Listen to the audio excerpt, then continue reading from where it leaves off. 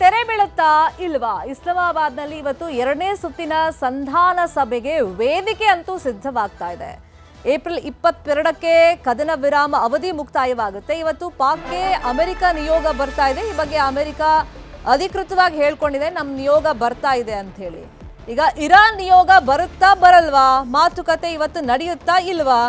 ಈ ಬಗ್ಗೆ ಗೊಂದಲ ಅಂತೂ ನಿರ್ಮಾಣವಾಗಿದೆ. ಅಕಸ್ಮಾತ್ ಇವತ್ತೊಂದು ವೇಳೆ ಸಂಧಾನ ಸಭೆ ನಡೀಲಿಲ್ಲ, ಇರಾನ್ ಬರಲಿಲ್ಲ ಅಂತಂದ್ರೆ ಜಾಗತಿಕವಾಗಿ ಮುಂದೇನಾಗುತ್ತೆ, ಏನೆಲ್ಲ ಸಮಸ್ಯೆಗಳು ಎದುರಾಗುತ್ತೆ ಅನ್ನುವಂಥ ಆತಂಕ ಅಂತೂ ಇದ್ದೇ ಇದೆ. ಇವತ್ತು ಹಾಗೇನೆ ನಾಳೆ 2 ದಿನ ಸಂಧಾನ ಸಭೆ ಅಂಥೇಳಿ ವೇದಿಕೆ ಸಿದ್ಧವಾಗಿದೆ. ಈ ನಡುವೆನೆ ಟ್ರಂಪ್ ಹಲವಾರು ಷರತ್ತುಗಳನ್ನ ವಿಧಿಸಿದ್ದಾರೆ. ಆದರೆ ಈ ಷರತ್ತುಗಳನ್ನ ಒಪ್ಪೋದಕ್ಕೆ ನಾವು ರೆಡಿ ಇಲ್ಲ ಅಂತ ಇರಾನ್ ಈಗಲೂ ಹೇಳ್ತಾ ಇದೆ. ಹಾಗಾಗಿ ಇವತ್ತಿನ ಸಭೆಗೆ ಟ್ರಂಪ್ ಅವರ ಷರತ್ತುಗಳನ್ನ ನೋಡಿ ಇರಾನ್ ಬರೋದೇ ಡೌಟ್ ಅಂತ ಹೇಳಲಾಗ್ತಾ ಇದೆ. ಒಂದು ವೇಳೆ ಇವತ್ತಿನ ಸಂಧಾನಕ್ಕೆ ಅಂದ್ರೆ ಇವತ್ತು ನಾಳೆ ಏನು ಸಂಧಾನ ನಡೆಯೋದಕ್ಕೆ ವೇದಿಕೆ ಸಿದ್ಧವಾಗಿದೆ ಪಾಕಿಸ್ತಾನದ ಇಸ್ಲಾಮಾಬಾದ್ನಲ್ಲಿ, ಅಲ್ಲಿ ಇರಾನ್ ಬರಲಿಲ್ಲ ಅಂತಂದ್ರೆ ಉಗ್ರ ದಾಳಿ ಆಗುತ್ತೆ ಅಂತ ಹೇಳಿ ಟ್ರಂಪ್ ಎಚ್ಚರಿಕೆಯನ್ನ ಕೊಟ್ಟಿದ್ದಾರೆ. ಇರಾನ್ನ ನಿಯೋಗ ಇವತ್ತು ಬರುತ್ತಾ ಬರೋದಿಲ್ವಾ ಅನ್ನೋ ಒಂದು ಗೊಂದಲದ ಮಧ್ಯದಲ್ಲಿ ಒಂದು ವೇಳೆ ಇವತ್ತು ಬರಲಿಲ್ಲ ಅಂತಂದ್ರೆ ಉಗ್ರ ದಾಳಿಯನ್ನ ನಡೆಸಬೇಕಾಗುತ್ತೆ ಅಂತ ಹೇಳಿ ಟ್ರಂಪ್ ಮತ್ತೊಮ್ಮೆ ಎಚ್ಚರಿಕೆಯನ್ನ ಕೊಟ್ಟಿದ್ದಾರೆ.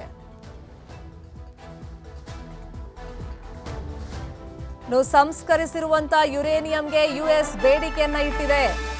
ಯಾವುದೇ ಕಾರಣಕ್ಕೂ ಇದು ಸಾಧ್ಯ ಇಲ್ಲ, ಈ ಡಿಮ್ಯಾಂಡೇ ಸಾಧ್ಯ ಇಲ್ಲ ಅಂತ ಹೇಳಿ ಇರಾನ್ ಹೇಳ್ತಿರೋದು. ಮತ್ತೊಂದು, ಹರ್ಮೂಜ್ ಜಲಸಂಧಿ ಮುಕ್ತಕ್ಕೆ ಅಮೆರಿಕ ಒತ್ತಾಯವನ್ನ ಮಾಡ್ತಾ ಇದೆ. ಹರ್ಮೂಜ್ ಅಲ್ಲಿ ಶುಲ್ಕವನ್ನ ನಾವು ವಿಧಿಸ್ತೀವಿ ಅಂತ ಹೇಳಿ ಇರಾನ್ ಹೇಳ್ತಾ ಇದೆ.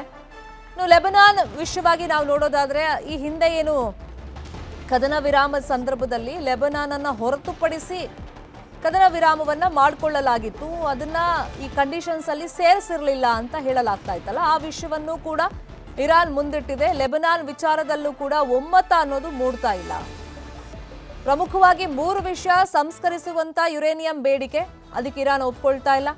ಮತ್ತೊಂದು ಕಡೆ ಹರ್ಮೂಜ್ ವಿಷಯ, ಅದಕ್ಕೂ ಇರಾನ್ ಒಪ್ಕೊಳ್ತಾ ಇಲ್ಲ. ಇನ್ನು ಲೆಬನಾನ್ ವಿಚಾರ, ಈ 3 ವಿಷಯದಲ್ಲಿ ಒಮ್ಮತ ಮೂಡದೇ ಇರೋ ಕಾರಣಕ್ಕೆ ಇವತ್ತು ಇರಾನ್ ಸಂಧಾನ ಸಭೆಗೆ ಬರ್ತಾ ಇಲ್ಲ, ನಿಯೋಗವನ್ನ ಕಳಿಸ್ತಿಲ್ಲ ಅಂತೇಳಿ ಮಾಹಿತಿ ಇದೆ. ಒಂದು ವೇಳೆ ಬರ್ದೇ ಇದ್ರೆ ಉಗ್ರ ದಾಳಿ ಅಂತ ಹೇಳಿ ಟ್ರಂಪ್ ಹೇಳ್ತಾ ಇದ್ದಾರೆ. ಇರಾನ್ಗೆ ಬೆದರಿಕೆಯನ್ನ ಟ್ರಂಪ್ ಹಾಕ್ತಾ ಇದ್ದಾರೆ. ನಮ್ಮ ನಿಯೋಗ ಬರುತ್ತೆ, ಇದು ಅಮೆರಿಕ ಹೇಳ್ತಿರೋದು. ನಮ್ಮ ನಿಯೋಗ ಮಾತುಕತೆಗೆ ಬರುತ್ತೆ, ನೀವು ಬರಬೇಕು ಅಂತ ಹೇಳ್ತಾ ಇದೆ.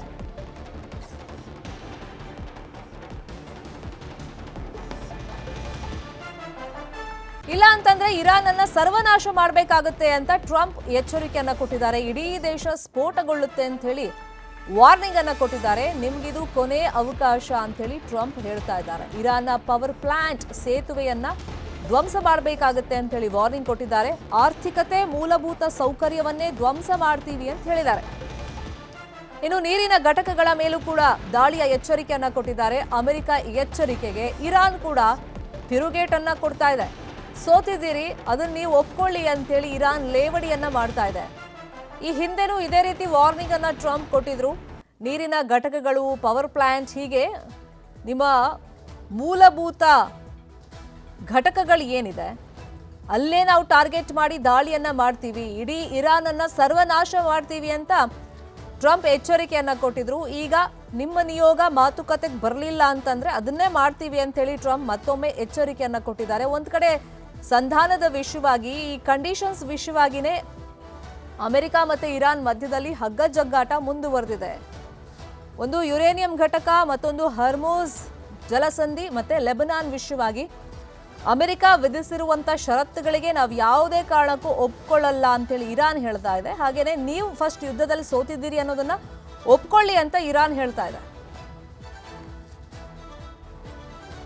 ಇದೇ ವಿಚಾರವಾಗಿ ಪಾಸಿಬಿಲಿಟೀಸ್ ಏನಿರ್ಬೋದು, ಮುಂದೆ ಯಾವ ತರ ಜಾಗತಿಕವಾಗಿ ಸಂಕಷ್ಟ ಬರುತ್ತೆ, ಈ ವಿಷಯವಾಗಿ ಮಾತಾಡ್ತಾ ಹೋಗೋದಕ್ಕೆ, ವಿಶ್ಲೇಷಣೆಯನ್ನ ಮಾಡೋದಕ್ಕೆ ನಮ್ಮ ಜೊತೆ ಫೋನ್ ಸಂಪರ್ಕದಲ್ಲಿ ಕನೆಕ್ಟ್ ಆಗಿದ್ದಾರೆ ಅಂತಾರಾಷ್ಟ್ರೀಯ ವಿಶ್ಲೇಷಕರು ಆಗಿರುವಂತಹ ಸುನಿಲ್ ಕುಮಾರ್ ಅವರು. Sir, very good morning.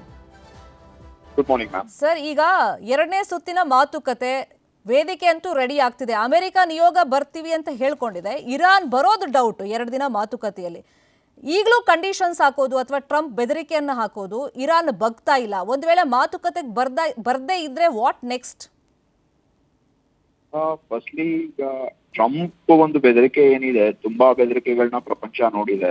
ಅದಾದ್ಮೇಲೆ ಈಗ ಇರಾನ್ ಇದಕ್ಕೆಲ್ಲಾನು ಕೇರ್ ಮಾಡೋದ್ ನಿಲ್ಲಿಸ್ಬಿಟ್ಟಿದೆ. For that matter nobody cares for Donald Trump anymore. ಯಾಕಂದ್ರೆ ಆ ಮನುಷ್ಯ ಪ್ರತಿ ಸೆಕೆಂಡ್ ಒಂದೊಂದು ಸ್ಟೇಟ್ಮೆಂಟ್ ಚೇಂಜ್ ಮಾಡ್ತಾ ಇರ್ತಾನೆ. ಏನ್ ಹೇಳ್ತಿದೀನಿ ಅನ್ನೋದೇ ಆ ಮನುಷ್ಯನಿಗೆ ಗೊತ್ತಿಲ್ಲ. ಅದ್ ಬಿಟ್ಬಿಟ್ಟು ವಾಟ್ ನೆಕ್ಸ್ಟ್ ಅಂದ್ರೆ ಈಗ ಈ 2 days ಆದ್ಮೇಲೆ ಈಗ ಅದೇ ಸೇಮ್ ಡೊನಾಲ್ಡ್ ಟ್ರಂಪ್ ಹೇಳಿದಾನಲ್ಲ, ಅವ್ರೇನಾದ್ರೂ ಮಾತುಕತೆಗೆ ಬರ್ದಿರಾ ನಮ್ಮ ಇದಕ್ಕೇನಾದ್ರೂ ಕಂಡೀಷನ್ಸ್ಗೆ ಒಪ್ಲಿಲ್ಲ ಅಂತ ಹೇಳುತ್ತೆ.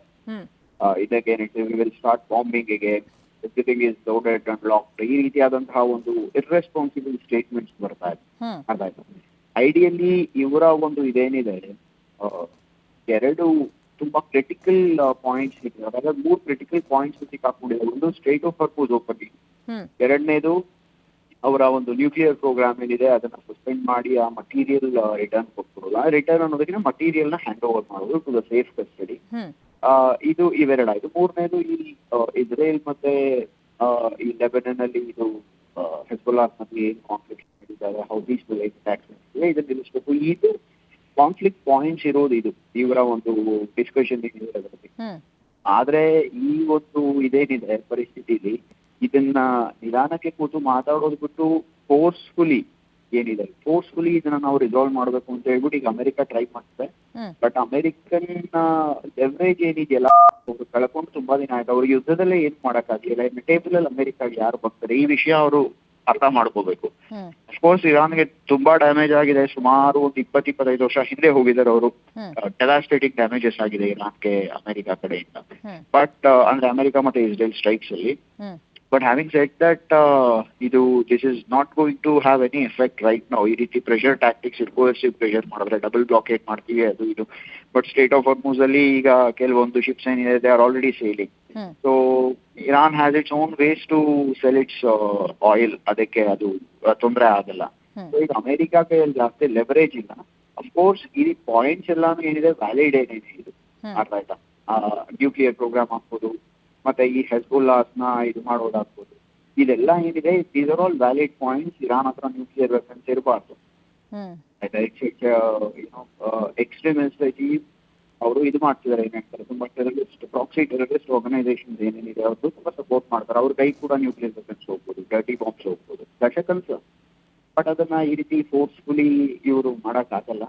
ವಾಟ್ ನೆಕ್ಸ್ಟ್ ಅಂತ ಹೇಳಿದ್ರೆ ಪ್ರಾಬಬ್ಲಿ ಈಗ ಇನ್ನೊಂದು 2 days ಒಳಗಡೆ ಇದಾಗತ್ತೆ ಅಂತ ಹೇಳಿದ್ರೆ, ಎಷ್ಟು ಸರ್ ಮುಗಿತಿದೆ ಅಂದ್ರೆ ಪ್ರಾಬಬ್ಲಿ ಹಾಸ್ಟಿಲಿಟೀಸ್ ಸ್ಟಾರ್ಟ್ ಆಗುವಂತಹ ಒಂದು ಚಾನ್ಸ್ ಇದೆ. That is one thing. Secondly ಈಗ ಒಂದು ಮೀಡಿಯೇಟರ್ ರೋಲ್ ಏನು ಪಾಕಿಸ್ತಾನ್ ಮಾಡ್ತಿದೆಯಲ್ಲ, ಆ ರೋಲ್ ಅಲ್ಲಿ ಪಾಕಿಸ್ತಾನ್ ಮೇಲೆ ನಮ್ಗೆ ನಂಬಿಕೆ ಇಲ್ಲ ಅನ್ನುವಂತಹ ಒಂದು ವಿಚಾರ ಏನಿದೆಯಲ್ಲ, ಅದು that is very known fact. ಯಾಕಂತ ಹೇಳಿದ್ರೆ ಈ ಆಸಿಫ್ ಮುನೀರ್ ಯಾರಿದ್ದಾನೆ ಪಾಕಿಸ್ತಾನಿ ಆರ್ಮಿ ಚೀಫ್, ಈ playing a double game right no. ಅದು ತುಂಬಾ ಎವಿಡೆಂಟ್ ಆಗಿ ಕಾಣಿಸ್ತಾ ಇದೆ. ಯಾಕಂತ ಹೇಳಿದ್ರೆ even in his own army training time ಅಲ್ಲಿ he was known as a ಡಿಸೀವರ್.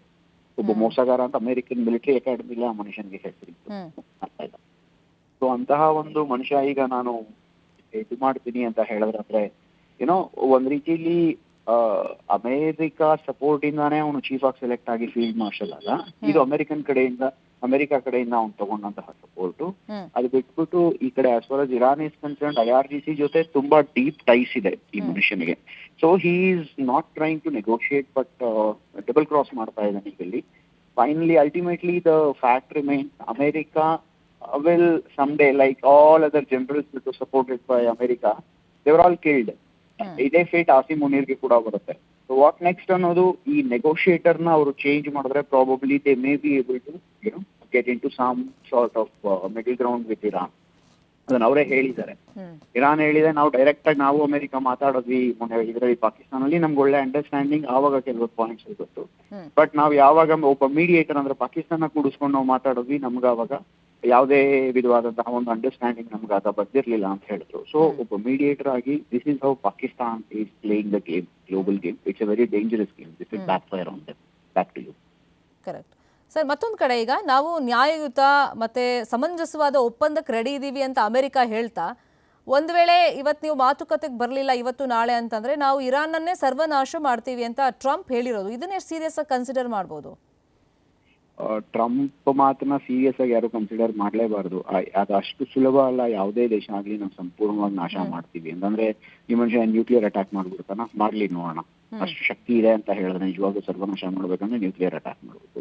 ಈಗ ಕನ್ವೆನ್ಷನಲ್ ವಾರ್ ಅಲ್ಲಿ ಅಫ್ಕೋರ್ಸ್ ಡ್ಯಾಮೇಜ್ ಆಗಿದೆ ಅಂತ ನಾನು ಆಗ್ಲೇನೆ ಹೇಳಿದೆ, ಬಟ್ ಡ್ಯಾಮೇಜಸ್ ಅಮೆರಿಕನ್ ಟ್ರೂಪ್ಸಿಗೂ ಆಗಿದೆ, ಮಿಡ್ಲ್ ಈಸ್ಟ್ ಇರುವಂತದ್ದು, ಪ್ಲಸ್ ಇಸ್ರೇಲಿಗೂ ಆಗಿದೆ, ಇಲ್ಲ ಅಂತ ಅರ್ಥ ಆಯ್ತಾ.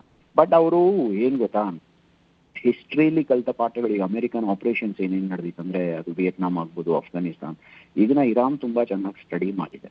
ಮತ್ತೆ ಸ್ಟಡಿ ಮಾಡಿ ಅವರು ನಮಗೀಗಾದ್ರೆ ನಾವು ಏನ್ ಮಾಡಬೇಕು ಅನ್ನುವಂತಹ ಒಂದು ಪರಿಸ್ಥಿತಿ ಇದೆಯಲ್ಲ, ಅಂದ್ರೆ ಆ ಒಂದು ಸಿನಾರಿಯೋ ಇದೆಯಲ್ಲ, ಅದನ್ನ ತುಂಬಾ ಚೆನ್ನಾಗಿ ಪ್ರಾಕ್ಟೀಸ್ ಮಾಡಿದ್ದಾರೆ ಅವರು. ಅಂಡ್ ಅದಕ್ಕೆಲ್ಲ ಅವ್ರು ರೆಡಿಯಾಗಿ ಕೂಡ ಇದ್ದಾರೆ. ಎಲ್ಲಿವರೆಗೂ ಅಂದ್ರೆ ಆ ಮೊಸಾಯಿಕ್ ಟ್ಯಾಕ್ಟಿಕ್ ಅಂತ ಹೇಳ್ಬಿಟ್ಟು ಅವ್ರೇನ್ ಮಾಡಿದ್ರು, ಅದರಲ್ಲಿ ಮೊಸಾಯಿಕ್ ಡಾಕ್ಟ್ರಿನ್ ಅಲ್ಲಿ ಅವರು ಇಂಡಿಪೆಂಡೆಂಟ್ ಮಾಡ್ಬಿಟ್ಟಿದ್ದಾರೆ. ಅವ್ರ ಕಮಾಂಡ್ಸ್ನೆಲ್ಲ, ಕಮಾಂಡ್ ಇಲ್ದಿರ ಕೆಲಸ ಮಾಡಕ್ಕೂ ಅವ್ರು, ಅಂದ್ರೆ ಸುಪ್ರೀಂ ಲೀಡರ್ಸ್ ಹತ್ರ ಕೆಲಸ ಮಾಡಕ್ ನಾವು ರೆಡಿ ಇದ್ದೀವಿ ಅನ್ನುವಂತಹ ಒಂದು ರೀತಿಯಲ್ಲಿ ಅವರು ಈಗ ರೆಡಿ ಆಗ್ಬಿಟ್ಟಿದ್ದಾರೆ. ಸೊ ಸರ್ವನಾಶ ಮಾಡ್ಬಿಡ್ತೀವಿ, ಅದು ಮಾಡ್ತೀವಿ, ಇದ್ ಮಾಡ್ತೀವಿ, ಇಷ್ಟ ದಿನ 40 ದಿನದಲ್ಲಿ ಏನಕ್ಕೆ ಮಾಡ್ಲಿಲ್ಲ, ನಾನು ಸಿವಿಲೈಸೇಷನ್ ನಾಶ ಮಾಡ್ತೀನಿ, ನಿಮ್ಮ ಒಂದು ಇದೇನೇ ಸಿವಿಲೈಸೇಷನ್ ನಾನು ನಾಳೆ ಒಳಗಡೆ ನಾಶ ಮಾಡ್ಬಿಡ್ತೀನಿ, 48 hours ಟೈಮ್ ಕೊಡ್ತೀನಿ ಅಂತ ಹೇಳದಂತ ಒಬ್ಬ ಮನುಷ್ಯ, ಆ ಒಂದು ಇದೇನಿತ್ತು ಟೈಮ್ ಲೈನ್ ಏನಿತ್ತು ಅದು ಮುಗಿಯುವಂತಹ 2 ಗಂಟೆ ಒಳಗಡೆ ತಾನೇ ಸೀಸ್ ಫೈರ್ ಅನೌನ್ಸ್ ಮಾಡ್ದ. ಏನಕ್ಕೆ ಮಾಡ್ದ? ಇದು they don't have any leverage right ನಾವು. ಆ ಲೆವರೇಜ್ ಕಳ್ಕೊಂಡ್ಬಿಟ್ಟಿದ್ದಾರೆ. ಯಾಕಂತ ಹೇಳಿದ್ರೆ ಇವರು ಸ್ವಿಫ್ಟ್ ಕ್ಯಾಂಪೇನ್ ಅನ್ಕೊಂಡ್ ಬಂದಿದ್ರು. ಅಂದ್ರೆ 2 ದಿನ ಹೋಗಿ ನಾವು ಇರಾನ್ಗೆ ಬಾಂಬ್ ಮಾಡಿ ಅವರ ಲೀಡರ್ಸ್ ನ, ಮಿಲಿಟರಿ ಲೀಡರ್ಶಿಪ್ ನಾವು ಸಾಯಿಸ್ಬಿಟ್ರೆ, ಎಲ್ಲ ಕೂಡ IRGC ಲೀಡರ್ಶಿಪ್ ಪ್ಲಸ್ ಅವರ ಪೊಲಿಟಿಕಲ್ ಲೀಡರ್ಶಿಪ್ ನ ಸಾಯಿಸಿದ್ರೆ ನಾವು ಗೆದ್ಬಿಡ್ತೀವಿ ಅಂತ ಇವ್ರು ಹತ್ಕೊಂಡ್ರು. ಬಟ್ ಇವರು ಪ್ರಿಪೇರ್ ಆಗಿರುವಂತಹ ರೀತಿ ಏನಿದೆಯಲ್ಲ, ದಟ್ ಈಸ್ ಕಮೆಂಡಬಲ್. ಅಂಡ್ ಇದೊಂತಹ ಒಂದು ದೊಡ್ಡ ಹೊಡೆತ ಅಮೆರಿಕದ ಮುಖಕ್ಕೆ. ಯಾವ ಒಂದು ಸುಪ್ರಿಮಸಿ ಇಟ್ಕೊಂಡು ಅವ್ರು ಎಷ್ಟು ದಿನ ಇರ್ತಿದ್ರು, ಆ ರೀತಿಯಾದಂತಹ ಯಾವುದೇ ಲೆವರೇಜಸ್ ಅದಕ್ಕಿಲ್ಲ. So there is no need to consider Donald Trump very seriously. Is a joker, is an egomaniac ಅಂತ ಆಯ್ತಾ. ಸೊ ಆ ಸ್ಟೇಟ್ಮೆಂಟ್ಸ್, ಯಾಕಂದ್ರೆ ಒಂದು ದಿನದಲ್ಲಿ ಆ ಮನುಷ್ಯ 10 ಸ್ಟೇಟ್ಮೆಂಟ್ ಕೊಟ್ರೆ ಒಂದಕ್ಕೊಂದು ಅಪೋಸಿಟ್ ಆಗೇ ಇರುತ್ತೆ. ಎಲ್ಲ 10 ಒಂದಕ್ಕೊಂದು ಅಪೋಸಿಟ್ ಆಗಿರುತ್ತೆ. ಅಷ್ಟು complex personality. And it's shameful that he is sitting as American president. So don't take it seriously. ಏನು ಮಾಡೋಕ್ಕಾಗಲ್ಲ.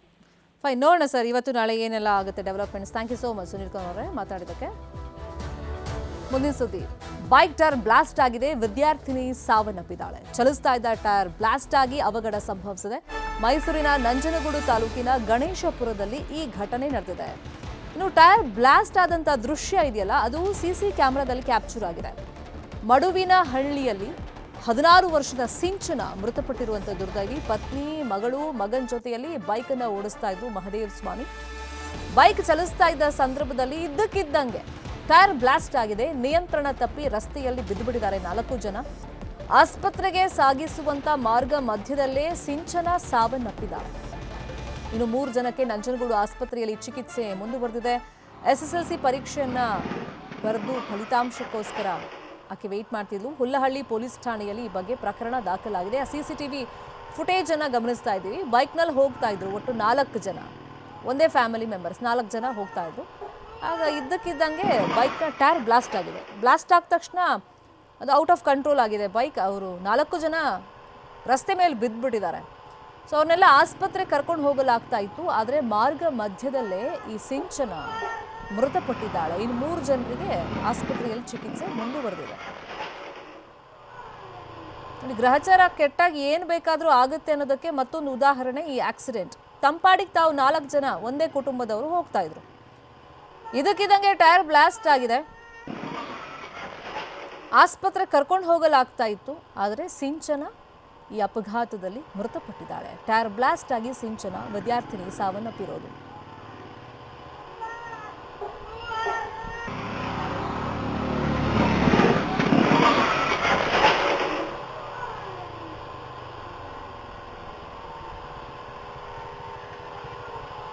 ನಿಜಕ್ಕೂ ಗಾಬರಿ ಆಗುತ್ತೆ ಇಂಥ ದೃಶ್ಯಗಳನ್ನು, CCTV ಫುಟೇಜ್ಗಳನ್ನು ನೋಡಿದಾಗ. ವೆಹಿಕಲಲ್ಲಿ ಹೆಂಗೆ ಟ್ರಾವೆಲ್ ಮಾಡೋದು, ಏನು ಗ್ಯಾರಂಟಿ ಇದೆ ಜೀವಕ್ಕೆ ಅಂತ ಅನಿಸ್ಬಿಡುತ್ತೆ. ಬಟ್ ಅನಿವಾರ್ಯ, ಟ್ರಾವೆಲ್ ಮಾಡಲೇಬೇಕು. ಅಂದರೆ ಗ್ರಹಚಾರ ಅನ್ನೋದು ಕೆಟ್ಟಾಗ ಏನು ಬೇಕಾದರೂ ಆಗುತ್ತೆ ಅನ್ನೋದಕ್ಕೆ ಇಂತಹ ಆಕ್ಸಿಡೆಂಟ್ಗಳು ನಮ್ಮ ಮುಂದೆ ಉದಾಹರಣೆಯಾಗಿ ಅಥವಾ ಸಾಕ್ಷಿಗಳಾಗಿ ನಿಲ್ತವೆ.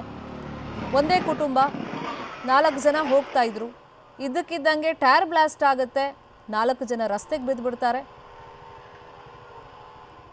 ಅದರಲ್ಲಿ ಸಿಂಚನ ಮೃತಪಟ್ಟಿದ್ದಾಳೆ. ಅದೇ ವಿಚಾರವಾಗಿ ಇನ್ನಷ್ಟು ಡೀಟೇಲ್ ಆಗಿ ಇನ್ಫಾರ್ಮೇಶನ್ ಕೊಡ್ತಾ ಹೋಗೋದಕ್ಕೆ ಫೋನ್ ಸಂಪರ್ಕದಲ್ಲಿ ಕನೆಕ್ಟ್ ಆಗಿದ್ದಾರೆ ನಮ್ಮ ರಿಪೋರ್ಟರ್ ಆನಂದ್. ಇಂತಹ ದೃಶ್ಯಗಳನ್ನ ನೋಡಿದಾಗ ನಿಜಕ್ಕೂ ರಸ್ತೆ ಮೇಲೆ ಓಡಾಡೋಕ್ಕೆ ಭಯ ಆಗುತ್ತೆ. ಇದನ್ನು ಗ್ರಹಚಾರ ಅನ್ನಬೇಕು ಅಥವಾ ಅವ್ರು ಮೇಂಟೆನೆನ್ಸ್ ಸರಿ ಮಾಡಿಲ್ಲ ಬೈಕ್ದು ಅನ್ಬೇಕು ಗೊತ್ತಾಗಲ್ಲ. ಏನಾಯ್ತು ಎಕ್ಸಾಕ್ಟ್ ಆಗಿ ಈ ಘಟನೆಯಲ್ಲಿ? ಶರ್ಮಿತಾ, ಏನು ಮೈಸೂರು ಜಿಲ್ಲೆಯ ನಂಜನಗೂಡು ತಾಲೂಕಿನ ಮಡುವನಹಳ್ಳಿಯ ಮಹದೇವಸ್ವಾಮಿ ಎಂಬುವರ ಪುತ್ರಿ ಸಿಂಚನ ಈ ಟೈರ್ ಬ್ಲಾಸ್ಟ್ ನಿಂದಾಗಿ ಮೃತಪಟ್ಟಿರುವಂತದ್ದು. ಇವರು ಬೇಲಕುಪ್ಪೆಯ ಮಹದೇಶ್ವರ ಸ್ವಾಮಿಯ ದೇವಸ್ಥಾನಕ್ಕೆ ತೆರಳುತ್ತಿದ್ದು ಹೋಗಿ ವಾಪಸ್ ಬರುತ್ತಿದ್ದಂತ ವೇಳೆಯಲ್ಲಿ ಏಕಾಏಕಿ ಟೈರ್ ಬ್ಲಾಸ್ಟ್ ಆಗಿದೆ. ಯಾಕೆಂತ ಹೇಳಿದ್ರೆ ಇವರು ನಾಲ್ವರು ಒಂದೇ ಬೈಕ್ ನಲ್ಲಿ ಪ್ರಯಾಣವನ್ನ ಮಾಡ್ತಾ ಇದ್ರು. ಆ ಹಿನ್ನೆಲೆಯಲ್ಲಿ ಎಲ್ಲೋ ಪ್ರೆಷರ್ ಜಾಸ್ತಿಯಾಗಿ ಟೈರ್ ಬ್ಲಾಸ್ಟ್ ಆಗಿದೆ ಅನ್ನುವಂತ ಶಂಕೆ ಮೇಲ್ನೋಟಕ್ಕೆ ವ್ಯಕ್ತವಾಗಿರುವಂತದ್ದು. ಅಲ್ಲದೆ ಟೈರ್ ಬ್ಲಾಸ್ಟ್ ಆಗುವ ದೃಶ್ಯ ಸಹ ಸಿಸಿಟಿವಿ ಕ್ಯಾಮೆರಾದಲ್ಲಿ ಈಗಾಗಲೇ ಸೆರೆಯಾಗಿದೆ. ಸದ್ಯ ಏನು ಈಗಾಗಲೇ ಏನು ಟ್ರಾಫಿಕ್ ಪೊಲೀಸರು ಆಗಿರ್ಬೋದು ಹಾಗೂ ಉಳ್ಳಳ್ಳಿ ಪೊಲೀಸರ ಸ್ಥಳಕ್ಕೆ ಭೇಟಿಯನ್ನು ನೀಡಿ ದೂರನ್ನು ಸಹ ದಾಖಲಿಸಿಕೊಂಡಿರುವಂತದ್ದು. ಒಂದೇ ಬೈಕ್ ನಲ್ಲಿ 4 ಜನ ಪ್ರಯಾಣ ಮಾಡ್ತಿರುವಂತದ್ದು ಕಾನೂನಾತ್ಮಕವಾಗಿ ಅದು ತಪ್ಪಾಗುತ್ತೆ. ಆ ಹಿನ್ನೆಲೆಯಲ್ಲಿ ದೂರನ್ನ ದಾಖಲಿಸಿಕೊಂಡಿದ್ದಾರೆ. ಇನ್ನು 3 ನಂಜನಗೂಡಿನ ಆಸ್ಪತ್ರೆಯಲ್ಲಿ ಈಗಾಗಲೇ ಚಿಕಿತ್ಸೆಯನ್ನ ಕೊಡಲಾಗ್ತಾ ಇರುವಂತದ್ದು. ಸದ್ಯ ಸಿಂಚನೆ ಏನಿದ್ದಾರೆ ಮೃತಪಟ್ಟಿರುವಂತವ್ರು, ಇವರು ಈ ಸಾಲಿನ SSLC ಪರೀಕ್ಷೆಯನ್ನ ಬರೆದಿದ್ರು. ರಿಸಲ್ಟ್ ಆಗಿ ಎದುರು ನೋಡ್ತಾ ಇದ್ರು ಅನ್ನುವಂಥದ್ದು ಕುಟುಂಬಸ್ಥರ ಅಳಲಾಗಿರುವಂತದ್ದು. ಏನು ಟೈರ್ ಬ್ಲಾಸ್ಟ್ ನಿಂದಾಗಿ ಸದ್ಯ ಇದೀಗ ಓರ್ವರು ಮೃತಪಟ್ಟಿದ್ರೆ ಇನ್ನು 3 ಏನು ಗಂಭೀರವಾಗಿ ಗಾಯಗೊಂಡು ಆಸ್ಪತ್ರೆಯಲ್ಲಿ ಚಿಕಿತ್ಸೆಯನ್ನ ಪಡಿತಾ ಇದ್ದಾರೆ. Sharmita, fine, thank you Anand ಈ ಕ್ಷಣದ ಮಾಹಿತಿಯನ್ನು ಕೊಟ್ಟಿದ್ದಕ್ಕೆ.